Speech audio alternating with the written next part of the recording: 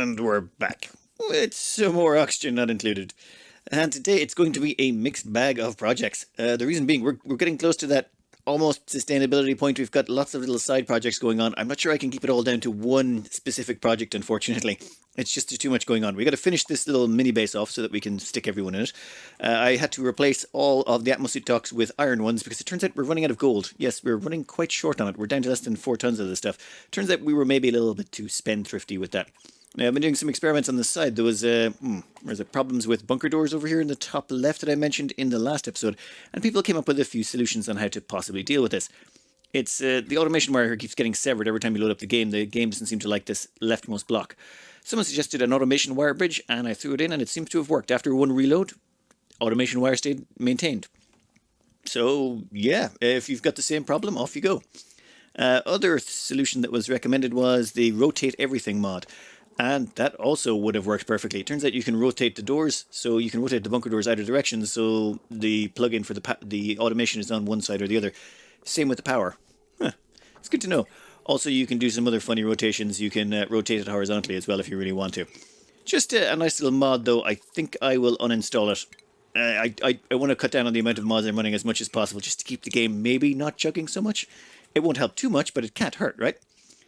We also have to hook up water from here into this system. I'm not sure of the exact numbers on this, and I don't know whether they're working out, but I'm pretty sure I'm going to need at least one dedicated pump of water for each one of these little mini bases. To phrase it slightly differently, it's going to draw more than 5 kilos of water, and because it's drawing more than 5 kilos of water, I can't run 2 of these bases off one pump. Maybe I should have designed them a little bit more simplistically. Actually, I should probably go through one thing I never really covered with these bases, why I really like the design. Because I sort of threw these together in one episode and never really described how they function. They're actually stupidly simple.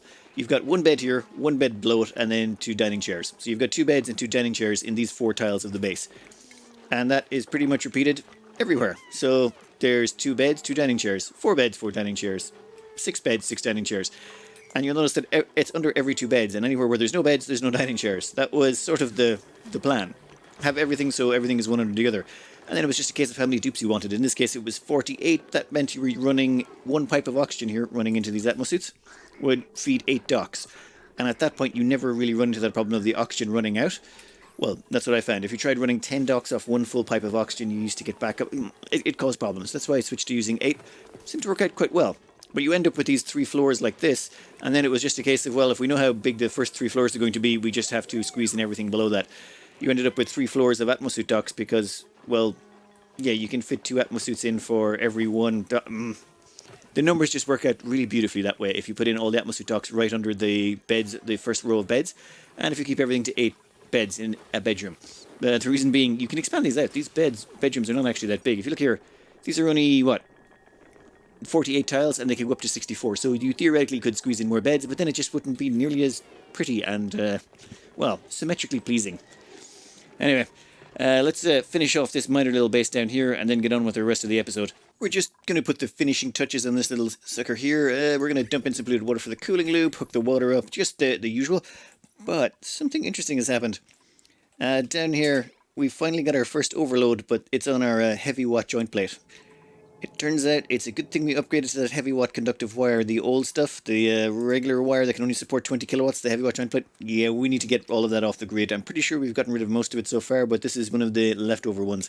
In fact, while we're down here, I think we might want to just, put a proper cool steam vent timer around this so we don't have to come back and manage this anymore. There is a very strong possibility here we're not going to go with very subtle. We're just going to rip all the water out of here and let it pour down into our tank of water we're using to feed 1 or 1.5 electrolyzers. You know what, we're going to have to get some more water in there in a bit. But first, a quick bit of water pouring. I'm sure there's probably a more subtle way of getting the water out of here and into a storage tank, but why break the habit of a lifetime? Let's just rip it all out and be done with it.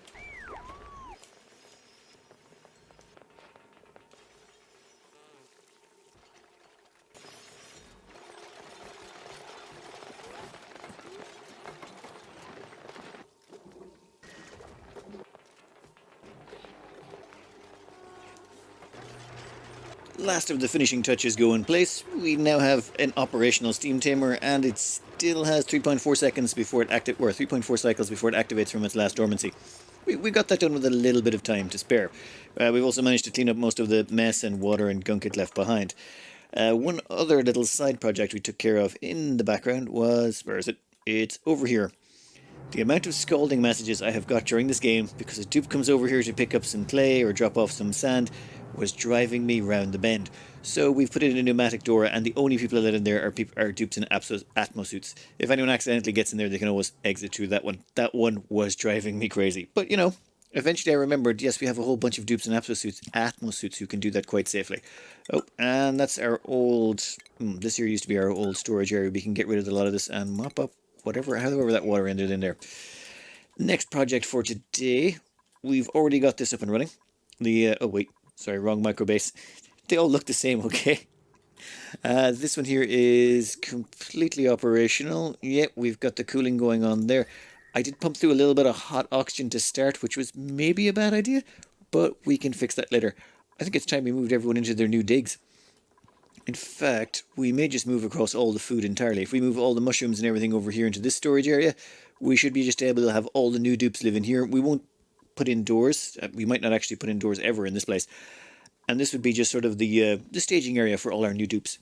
Before I start, I've started to do some complaints about dupe hirings messing up so that I'd be doing something and it would get in the way. So what I'm going to do is save up the dupe hirings and just do them in between projects. Say hello to our next recruit, Maxim Bellier. They're going to be helping out with that much strength. They're definitely going to be helping out with the gophering. Coming in at duplicant patron 128, we have Elena. Welcome to the team, Elena. Please say hello to duplicant 129, Duplex. I'm actually kind of surprised we've gotten to 129. For duplicant patron 130, we have Stephen Schofield. They will be going into animal husbandry. Tia Lucas will be duplicant patron 131, and they'll be going straight into construction. We are now slowly but surely moving all of our fried mushrooms over here.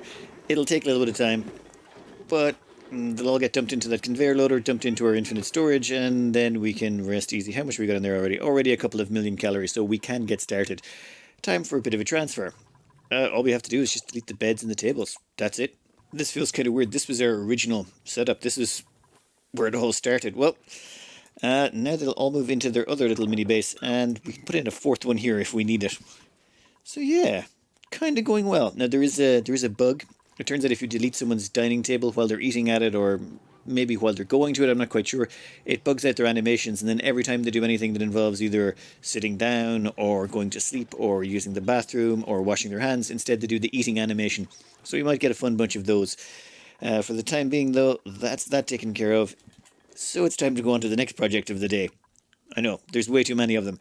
The next project is taking care of the CO2 that's been collecting up here. Kind of let this one go on the long finger. Now, there was a couple of suggestions of how to do this alternatively. One of them was to hook up a door and let the door just suck the gases out, and just when we detect carbon dioxide, open the door, let the gases go out. Another one was to use a carbon skimmer, and the third one was just use the normal gas pumps. So let's just use all three and see which one works out the best. The plan is very simple. What we're going to do is we're going to have an automation sensor here to detect carbon dioxide. If it does, it opens that door. Carbon dioxide gets sucked out into the vacuum of space. We'll lose a bit of steam, but not the worst thing in the world. The second one is we have this down here. It's a carbon skimmer. Carbon skimmer will be fed water coming from the steam turbines. That will allow it to soak up the carbon dioxide, which will combine with the clean water to turn it into polluted, and then we just dump that down to the bottom of the shaft. We do not want to dump it in here. The reason being is if the pressure is below 2 kilos, the polluted water will off-gas polluted oxygen, and that polluted oxygen will hang around and gum up the works as well. So we're better off dropping it down to the bottom of the silo. We'll leave all three of these here and see which one works out the best. I'm actually quite happy with the carbon skimmer. It seems to just, well, it scrapes out all of the carbon dioxide quite easily. The door is working quite well, and the gas pump's coming in third. However, before we get too caught up on this one, what I want to do is disable auto repair on those pipe segments. That would be the one thing that would worry me, is those pipes are going to start getting damaged, and if they do, I want to know about it. So we're going to turn off repair just to see if it is happening. Alright, that does that, but water-wise, how much are we extracting out now? 5.6 kilos. Not enough. We need more pressure in here.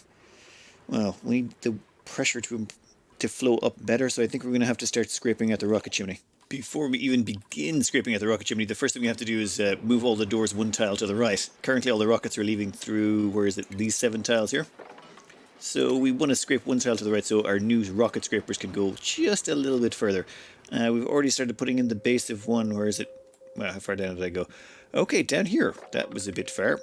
Now, you can make these about 45 tiles high, so we should be able to build it up to there quite easily, and that should scrape out a whole chunk of it. And there's a few more further down, as in, yeah, there's another one down here, and we just keep going. This is a rather long silo, so there's another one down here as well, and I think, is there one more? I think we've queued up one more as well. Yeah, there's one more down here, down by the Drecos. Those Drecos that used to be in here, they've evolved into their final form, so yeah, we can pick those up while we're down here.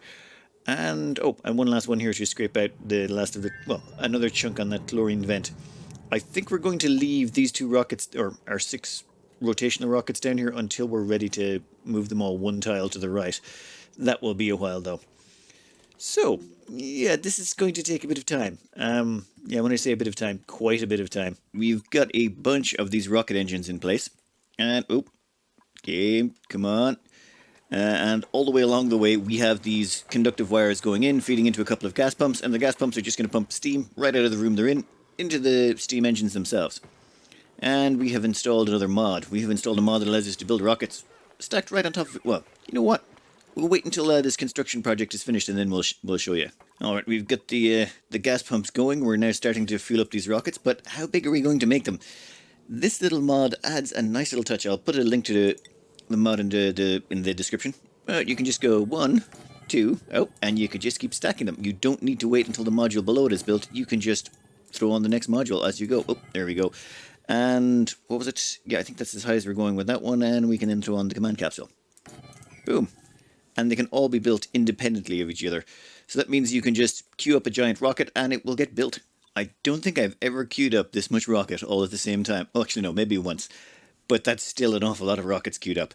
Now, some of them are quite small. We only need to shave off a little bit here and there.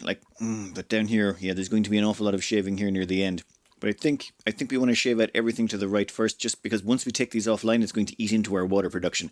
We definitely do have some backup water, but not nearly as much as I would like. We have all the rockets completed. We do have to get people into them, which means we're probably going to end up putting people into skills that they're not going to be able to support.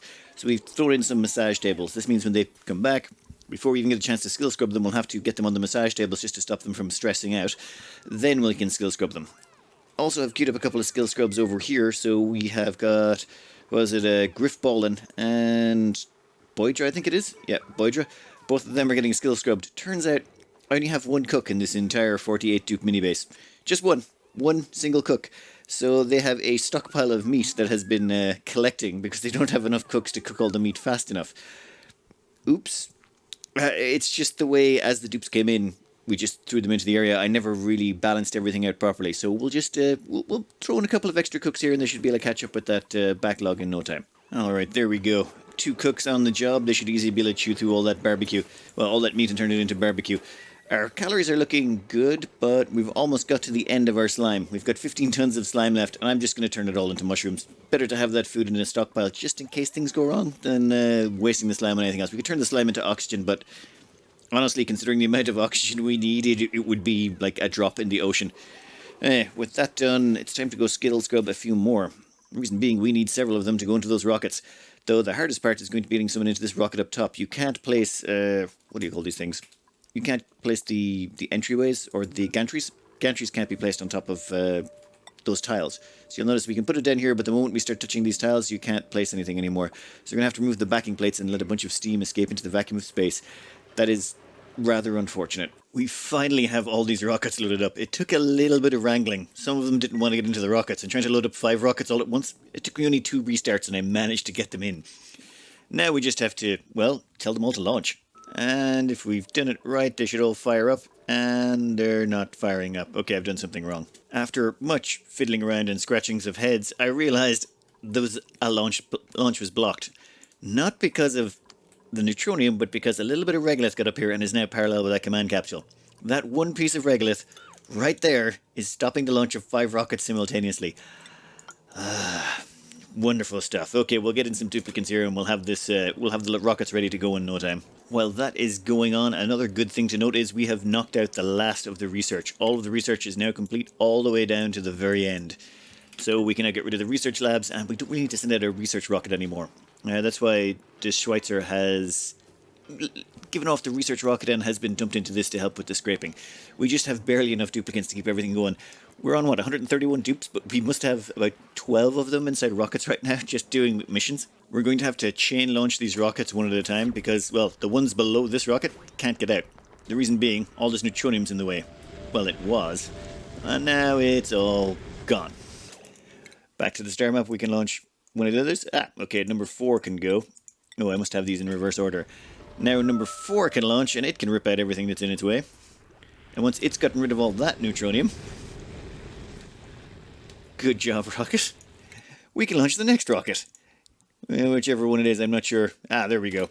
Okay, and once that's gone, we can launch the next, and so on and so forth, and soon we'll have scraped out most of that layer. With all the rockets away, it's time to check on a few side projects. The first one is the oil biome.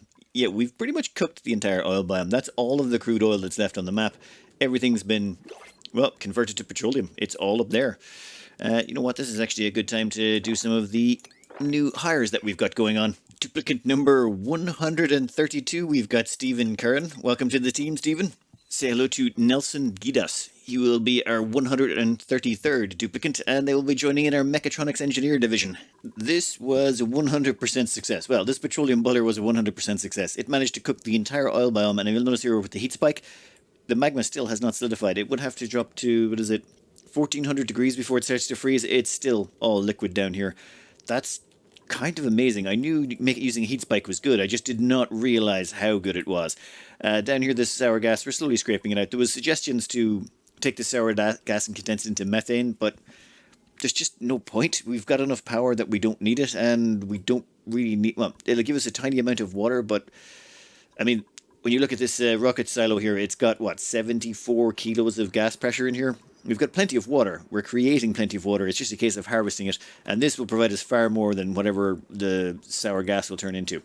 Oh, and our rockets have finally started returning from the research, and I just noticed there was some of the areas that got stripped away here that's leading into the vacuum of space. We're going to have to tack those holes closed. Ooh, that reminds me. Oh, there he goes. The searcher there is going to have a little bit of a fall. We just deconstructed the command capsule. We could have tried to let them out, but why? Oh, you managed to land on a ladder. Nice catch. Seriously, that was a hell of a fall. You must have a grip of steel. Now that's that first rocket gone, and now I can maybe build out here and repair those holes. Oh, and there returns a rocket, another one. In fact, there are probably going to be a few others along in just a moment because they all launched around the same time. Perfect. Now that we've got all the rockets home, it's time to deconstruct them, move them all one tile to the right, and repeat. Actually, before we get into that, I think there's several little side projects that need taking care of. The first one is down here in the oil biome. We're going to throw in a big long gas pump, and we're going to start pumping gas from over this side as well. We want to get as much of this gas out as possible, because once this oil is gone, or once the last of that crude oil is gone, we are going to strip out everything along the bottom here. All of this resources that are down here, they're all going out. At the same time, where was it? Yes, over here. What I want to do is wall in this saltwater geyser. Just wall it in on all sides, stick in a liquid pump with it, and have that pumped out and through desalinators. The only salt water we've got left on the map is down here. So once we seal that in, that will be the only thing that'll need desalinating. All the rest over here is either water or polluted water, and we're going to sieve a lot of them. We're going to clean all of that water up, and we're going to dump it into another water tank we're going to put together somewhere else probably. But first up, we need to get rid of all this nasty piping. There is so much ugly piping around the place that doesn't actually lead anywhere. That looks an awful lot cleaner. Perfect.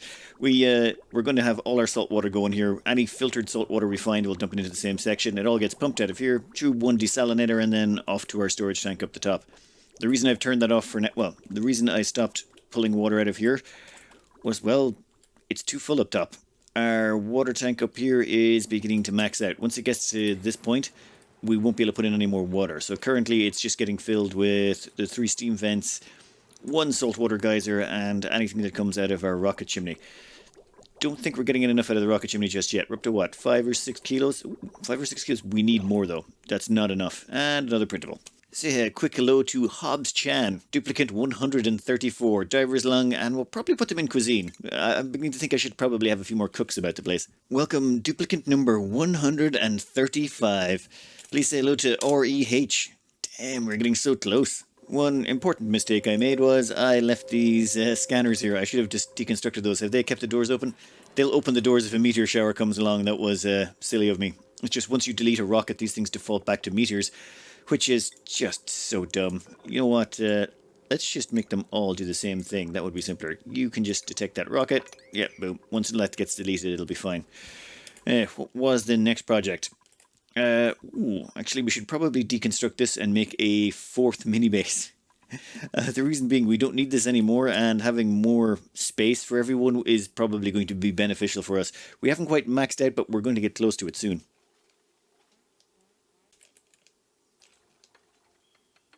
There we go. Nice, pristine, clean, ready to be built upon.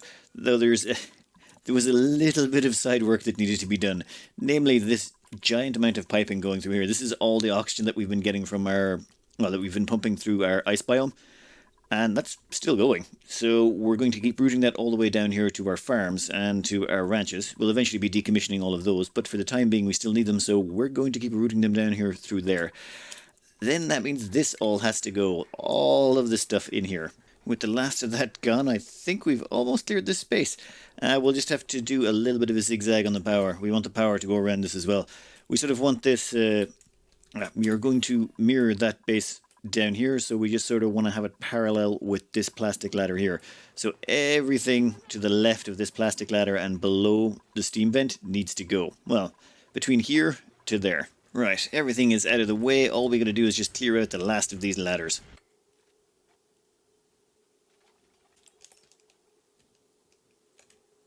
With that done, it's time to put in the next mini base, but I don't have time. I'm completely out of time for the day. But that will be next on the agenda. But I think we're up to, 135 dupes? That means there's only 6 dupes left to go. That's kind of crazy. I didn't think we'd get here, though it is taking a while. We will have 4 little mini bases. We could have stopped at 3, but I kind of want the 4th one in there. We'll make that an actual proper one with atmosuit docks that are filled up, or maybe we'll move the other dupes there. You know what? We'll figure it out after it's done, but that will be 4 perfect mini bases. We might even mirror that water tank over there, just to make things nice and symmetrical. At the same time, yep, oil biome is gone. We have literally boiled the entire oil biome and turned it into petroleum using just a geothermal spike. Kind of handy. We're sucking out most of the gases down here. The gas pressure has actually gone quite low. And over here, I was thinking just for the final thing, what we might do is, well, we could launch a bunch of duplicants at the tear. I think the most duplicants you can fit in a rocket would be 13 in sightseeing modules and 1 in the rocket capsule, and you could technically launch 14 duplicants at the tear, and I think the first rocket to the tear gets deleted. It passes through the tear. Any subsequent rockets don't. So it might be possible to launch 13 duplicants at the tear. If it was possible, it might be fun to try launching all of the duplicants at the tear, and did I? Yep, I totally left that one on the wrong rocket, didn't I? Never mind, we'll close the door there and fix that up.